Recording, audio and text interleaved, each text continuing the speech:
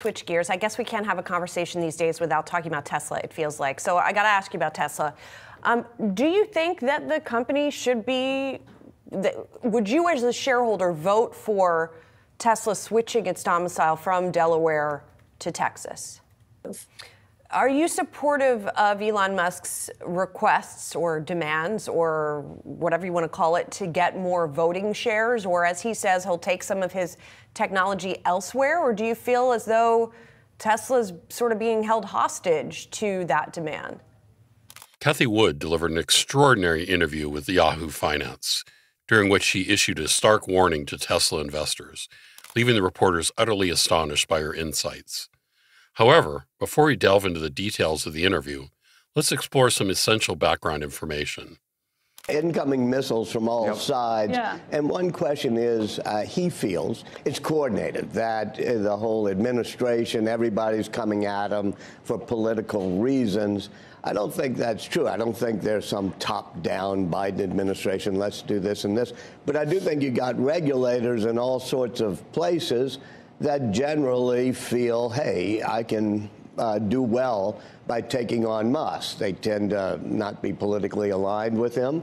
They're part of bureaucracies, and he's got a lot of incoming missiles. So I want to go back, though, to some of the Delaware stuff, and I'm curious what you think of the compensation situation. I find that baffling. I mean, you're quoted in my book when they give out that compensation package saying this is a real stretch. If he can pull this off, it will amaze people. If he can get through, I think there were five targets, or 5 or 6 targets, both on market cap, but more importantly, I would argue, operationally. Right. How many could put out, how much revenues, how much market cap. You had to go through all of these and days. Then you had to hold it for 5 years, too. Do it for 5 years. And he gets nothing if he goes through these things. And he says, okay, I take the bet. 2017, going into 2018, the whole place seems to be going bankrupt. People like yourself are saying, no way it seems that he will get to these goals. He takes it, he does it, they pay him. I cannot imagine how a Delaware Chancery Court judge, I guess it is, could say, all right, do over, you don't get the money. What's the next? Tesla is walking on thin lines, with uncertainties, fear, and tension building up. Investors are losing their patience, and the board, well, they're not saying anything. In these moments of uncertainty, Cathie Wood has issued a stern warning, and investors need to pay attention.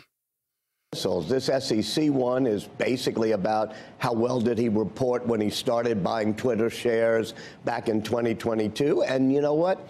It wasn't as if he had the world's greatest reporting standard saying, okay, I've reached this percentage. Right. And it said all along he was going to be a passive investor with some of those things. You know what? I mean, this is Musk. I was there. It's chronicled in the book day by day. He's there being a passive investor. Suddenly he's flying to Hawaii to borrow Larry Ellison's house. He gets mad at Parag Agrawal and the other things. He changes his mind 4 or 5 times. We can see it over a weekend, both in Hawaii and up in Vancouver. So when the SEC says, were you an investor or not, you know, you saw it in action. You saw it in action. There was reason that he could have very well have been well-intentioned and truthful when he was making those statements on it. Well, it's also true that if you've watched him, he can change his mind. Well, Walter, if you're Elon Musk and you have an EV, you invite all the EV makers, and you don't invite Tesla. That's probably the most absurd, ludicrous thing there's no to explain that. It really got him mad, and it still gets him mad. But how do you explain it? How do you explain it? How do you explain it? Especially when Biden is how you can explain it. I'm not saying it's right. No, I'm I not know saying you're not. I'm saying that's the rationalization. Okay, and then Twitter. Okay, Twitter was a de facto arm of the Biden administration in the DNC, and suddenly he comes in and totally pulls the rug out from all the liberals that love to have in their own news arm. That's not going to make people happy either. I know you don't think that's true. I don't think that's totally true, but why not? You couldn't say anything on the old Twitter. I think that the old Twitter did a whole lot of being politically correct and woke and stopping certain types of speech. I don't think it was we could have used. Including things on COVID and lab leaks. I agree with you totally. Lab leaks, but I don't know that laptops and everything else. Right, and you saw that in many newspapers. You saw that maybe even in this network some. And it wasn't because you were wholly owned by the DNC. It's because we kept too narrow the things we got to debate, and it was wrong. Okay. So I want to go back, though, to... Since the time when the Delaware judge revoked Elon Musk's $56 billion pay package, there has been a stunned silence. But that silence isn't coming from the courtroom benches. Rather, it's emanating from the Tesla boardroom. Weeks have passed, and the board has gone radio silent. Right now, no one knows for sure what the fate of Elon Musk and Tesla will be, but this particular factor is getting a lot of investors very disturbed. And what could really be going on? And what happens if this silence by the Tesla board lingers far too long? Join us as we crack open the Tesla vault of possibilities and explore the reasons behind this deafening quietness. But first, it's time to hear what Cathie Wood had to say in full. I guess we can't have a conversation these days without talking about Tesla, it feels like. So I got to ask you about Tesla. Do you think that the company should be, would you as a shareholder vote for Tesla switching its domicile from Delaware to Texas? We're very supportive of that. What happened in Delaware, the judge ruling and basically taking the vote away from us, the shareholder. We voted for that pay package, 73% of shareholders did. And to have the judge kind of thinking that she is reading the minds of directors and independents, dependents, whatever. I just think, as I said in a post on X, I think it's un-American, it's anti-investor, and it's an insult to the board of directors of Tesla. So totally supportive of that move. Are you supportive of Elon Musk's requests or demands or whatever you want to call it to get more voting shares? Or as he says, he'll take some of his technology elsewhere? Or do you feel as though Tesla's sort of being held hostage to that demand? I do not feel that. Being involved in disruptive innovation and only disruptive innovation, we know that we need visionary leaders who will stand up to short-term oriented shareholders and be able to execute their vision with the right technologies at the right time. And Elon Musk is the inventor of our age, and he is also our Renaissance man. So I'm always surprised at the pushback he receives. And I do think that 25, he's not asking for any more economic interest. It's voting interest. And for many of our companies, we are supportive of super voting rights because we know the visionary leaders, we go through periods of volatility and they just need to be able to execute upon their vision, not be thrown off by boards of directors who are listening to short-term oriented shareholders and swayed by them. This current issue is not just about supporting Tesla. It's about supporting and respecting investors' decisions. And this is what Cathie Wood is trying to make the world understand. Elon Musk is the brain behind two world-class companies, Tesla and SpaceX. And he is pushing boundaries in electric cars and space travel. I mean, who else is launching rockets and building self-driving cars? It's Elon Musk.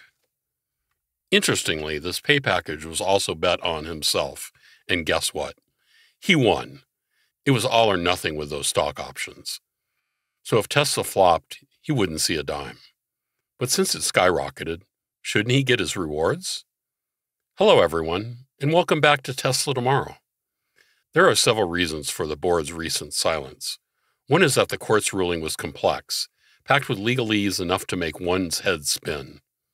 So perhaps the board's lawyers are in a legal labyrinth, deciphering the implications and figuring out their next move.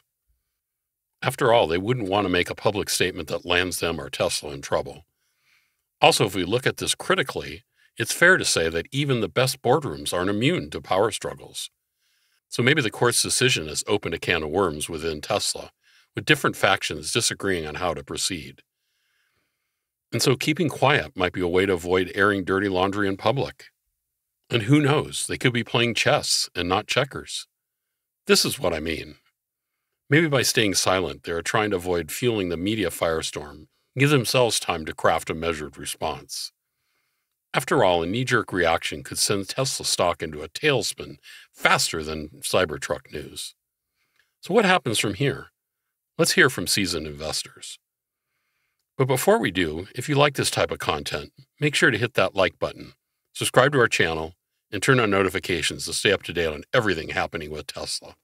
I want to go back, though, to some of the Delaware stuff, and I'm curious what you think of the compensation situation. I find that baffling. I mean, you're quoted in my book when they give out that compensation package saying this is a real stretch. If he can pull this off, it will amaze people. If he can get through, I think there were five. There were 5 targets, or 5 or 6 targets, both on market cap, but more importantly, I would argue, operationally. Right. How many could put out, how much revenues, how much market cap. You had to go through all of these and games. Then you had to hold it for 5 years, too. Do it for 5 years. And he gets nothing except if he goes through these things. And he says, okay, I take the bet.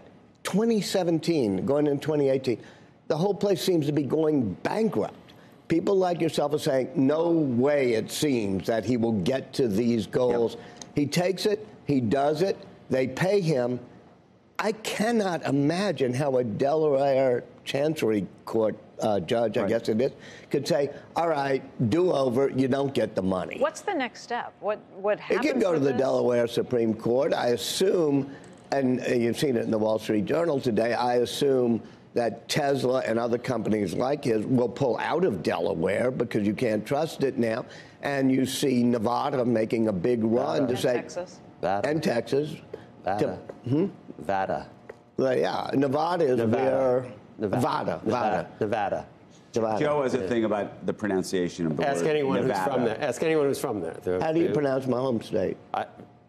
Where? Louisiana? Missouri. Illinois. But getting back to it, I've tried to be objective in my book. I see all the things. I can see why people are furious at him.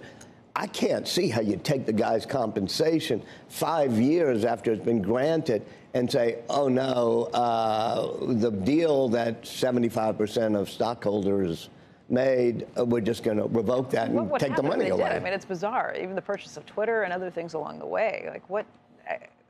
It's crazy how it's all and if tied you up in read, this I think there are more than 200 pages. I read, of course, the thing.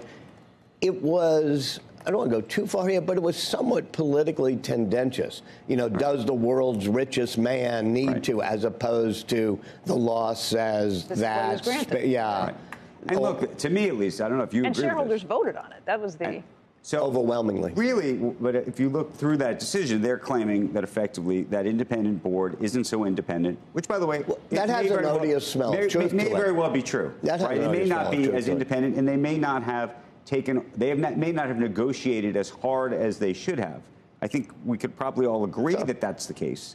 Having said that, there's this idea that because they were this independent board and they endorsed it, that the shareholders agreed to the deal because they endorsed it, meaning that this misrepresent.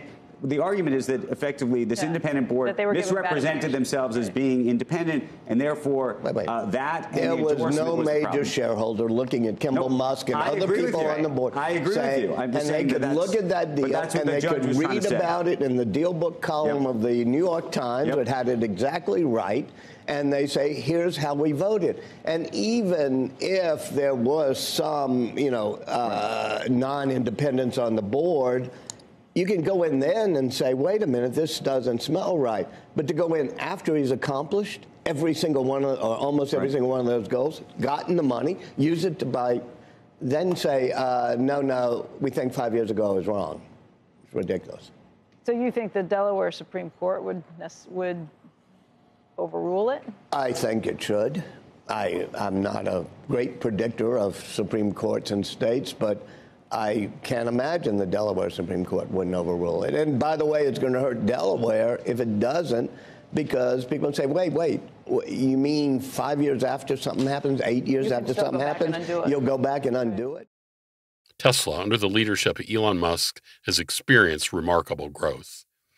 Being a leader in technology and efficiency, the automaker has some of the most advanced manufacturing capabilities and software development efforts in the industry.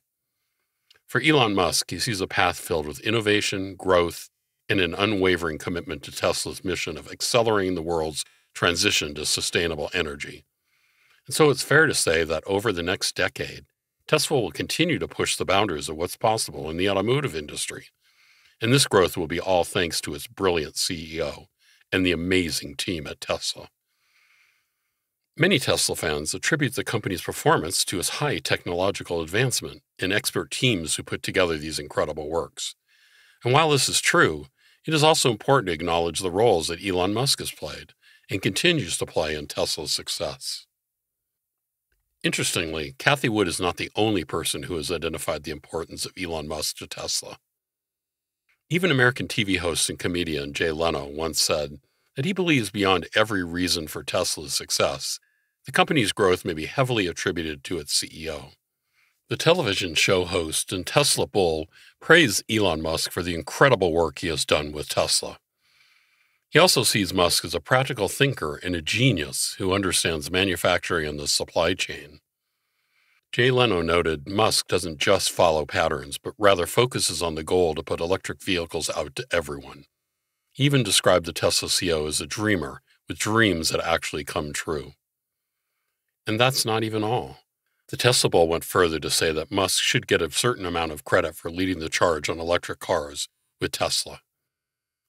Elon Musk trying to reincorporate Tesla in Texas following a Delaware judge's ruling invalidating his $56 billion pay package. Joining us right now with the legal implications of a move from Delaware to Texas, Tulane law professor Ann Lipton. Ann, it is great to see you. Before we get directly to the Delaware to Texas move, I just want you to weigh in, if you could, on the judge's decision. Did you think it was the right decision or the wrong decision? I think that it was a sort of straightforward application of settled principles in an absolutely extraordinary situation. Normally, you don't have problems with the board awarding a CEO pay. The board has a great deal of discretion to do that. But because Tesla's board is so unusually personally tied to Elon, the court held that you can't really trust their judgment, and you can't trust the judgment of the shareholders who voted in favor because they weren't given full information. And that left it to the court to have to decide whether this pay package was appropriate. And can I ask you a separate part? I want to break that down into two parts. I think that you and I and reasonable people could agree that this board doesn't appear to be as independent as you'd like it to be. I think we could agree to that. What's less clear to me is whether you believe ultimately that the entire shareholder base effectively are such sheep that they all voted in favor of this transaction because they believed that the board was independent, and it was their independence and blessing of the transaction that is what ultimately sold them on the deal. Okay, see, I think that's a really great question, because the fact is that on one hand, you sort of we know this company is in the news all the time. We know exactly what Elon's relationship was with the board. Everybody knows it. So was it a secret? On the other hand, the proxy statement really was misleading, and she found it was misleading fairly convincingly in terms of what happened and what the relationship was. So settled principles of law would not be, but don't we all know? You would look at the proxy statement. I don't disagree with you. The question is then what is the ultimate answer to the fundamental question, which is, what do you do about it, right? I mean, ex post facto. Right. And so what you do about it, therefore, under Delaware law would be, well, you can't trust the shareholder vote. So now the court has to step in. And she acknowledged that he has performed amazingly for Tesla shareholders. That's absolutely true. The question is whether he needed this additional $56 billion in order to do that, given that he already owned the 21% of the company. He was going to make $10 billion for every milestone he hit, regardless of this additional pay package. So the question of fairness, take it back to shareholders again. I mean, if the information was not there first time around, can't they just take it to shareholders again and get another vote? Because I have a hard time thinking that these shareholders would say no, forget it. Oh, I think today you would say no because you've already had the performance. Well, that's exactly it. Because they've already had the performance, even if they voted yes, it might very well go in a different legal category, a legal category called waste. They're giving away assets for no reason. Elon Musk has been on a mission to change the world. He's not just talking big dreams, he's making them happen. And that takes some serious smarts and drive. And unlike most CEOs with fat salaries and bonuses, Musk doesn't take a dime in cash. He bets big on Tesla's future with those stock options, essentially saying, if I sink the ship, I'll sink with it. And that's some serious confidence. And look, the ship didn't sink. Rather, it rocketed to the moon. So shouldn't he, at least, get rewarded for taking that chance? And think about it. Elon Musk is reinvesting a ton of money back into Tesla and SpaceX, fueling even more innovation and potentially creating jobs and opportunities for others. So it's like the pay package is just seed money for future awesomeness. You see, the longer the board stays silent, the more the speculation grows, and the louder the whispers become. Because first and foremost, Tesla stock thrives on confidence, meaning the prolonged silence could erode investor trust, triggering a sell-off and jeopardizing the company's financial stability. Also, it could affect people's perception of Tesla. The court painted a picture of a board beholden to Musk, so staying silent only reinforces this image, thereby damaging Tesla's reputation and fueling public criticism. And if in the end the board still decides to stay silent, then Elon Musk must have to make a decision for himself. The Tesla CEO could step in, framing the narrative on his own terms. Musk could even use this to strengthen his grip on the company, pushing for changes that might not even align with all stockholders' interests. Just saying. So let's talk about the prospect of Elon Musk moving the company to Texas, and also the prospect that, I don't know if you think this is true or not, do you believe that other CEOs look at this particular situation and say to themselves, Delaware is no longer friendly to business, or do they say this is just such an idiosyncratic and wild and different, unique case that we're very happy to be in Delaware and we like the legal system there? I think that is definitely what their lawyers should be counseling them. Whether or not CEOs follow Elon Musk because he's a role model is a different question. So I don't know what those internal decisions are. I do think this was a very idiosyncratic decision for a highly idiosyncratic board. So I don't think CEOs need to panic. That said, I think Elon Musk serves as very much their sort of guiding light as what they think, or often what they think they should be doing. And so they may very well be influenced by that. How do you look at the corporate legal landscape in Texas as opposed to Delaware? Well, the thing is that it's very hard to tell. The advantage, or one of the advantages that Delaware has, is that it's had a system of corporate law that goes back over 100 years. It's dominated the market. So we know what Delaware law is. We know what procedures are required. Other states have more trouble competing, in part because we just don't know. We don't know what their courts would decide. But we do know a few things. I mean, obviously, the state has been sort of loudly encouraging Elon Musk to reincorporate there. Right. They're proposing these new business courts that will essentially be very much under the tight control of the legislature. The judges there are up for reappointment every 2 years, the governor and the legislature. And the courts will sit with juries. It's possible there will be jury trials, unlike in Delaware. Right. So I think Musk may think that that's a more hospitable environment for him to handle any dispute. And final question: What do you think the right answer is on the previous comp package? Because if it effectively gets sort of terminated based on this judge's opinion, that creates and would somehow require a vote ex post facto, as we just discussed. I would imagine if you were a shareholder today, you might not vote for it because you had no idea. I mean, one of the things that's so fascinating about the deal that they made was at the time, it seemed completely and wildly improbable. And in fact, a lot of people thought the company was worth zero at the time. That's why the deal was made. But then if you can, this happens, and here we are. Whether it was the right answer, I mean, you know what? I'm really uncomfortable weighing in. I'm really glad I don't have to make the call. I think Chancellor McCormick's opinion is extremely persuasive as she lays out what all the problems were with this package and how it just isn't clear that something of this size was necessary to motivate Elon Musk, given that he already owned 21%. The other thing that I didn't understand about that is this idea of necessary. There's a lot of things that are not necessary. I have complained bitterly about lots of different comp packages. I actually think, by the way, this comp package on a relative basis, in a sort of pay-for-performance way, is actually a much more justifiable, arguably enough, than a lot of other pay packages, which seem completely unnecessary. This was somebody who had other options. People forget that in terms of what a market is. This was a guy who owned other businesses and was thinking about stepping back at that time, oddly enough. No, she found as a factual matter he wasn't. He offered testimony that he absolutely was not going to leave Tesla. It wasn't even on the table. No, it wasn't about leaving Tesla. It was about what the role that he was going to play at Tesla was going to be. I remember this vividly because I remember reporting on it. Yeah, For Cathie Wood and other Tesla bulls, this is not the time to stay mute. So what could Tesla board do to break the silence? Well, first thing would be to probably acknowledge the issue and maybe outline changes to ensure objectivity in future compensation decisions. Also, they could present a revised and more modest pay package for Musk. Likewise, the board may appeal the court's decision, arguing on technicalities or highlighting a procedural errors. This way, they could buy time and come up with another compensation plan for Elon Musk. Being Tesla's CEO, and definitely one of the brightest minds that the world has ever seen, Musk hopes to see a future where the roads are filled with electric vehicles, where clean and sustainable energy powers our homes, and where the cars drive themselves with the precision of a seasoned race car driver. That's a big deal. Now, this is not particularly to say that the board needs to appease Elon Musk. Well, maybe they do, but that's for them to decide. What we're trying to say is that the board needs to take immediate action so things don't escalate beyond their control.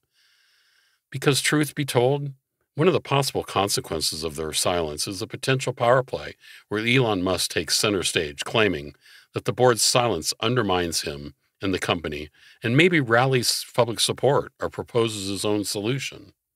There are so many things that can happen. Overall, the Tesla board's silence is intriguing, perplexing, and maybe even a little concerning. And while there could be several reasons for this, ranging from strategic planning to internal conflicts, one thing's for sure. The longer they stay quiet, the bigger the consequences could be. The Tesla saga is far from over, and the board's silence adds another layer of intrigue. Whether they stay mum or break their silence, their next move will have significant consequences for the company, its stockholders, and the ever-watching public eye. As for what happens next, we'll eventually find out. For now, let's watch as it all plays out. What are your thoughts, though? What do you think Tesla's board should be doing about Elon Musk's revoked pay package? Let us know in the comments section. For more exciting updates about Tesla, go ahead and click on the next video on your screen. We'll have so much to share with you. See you there.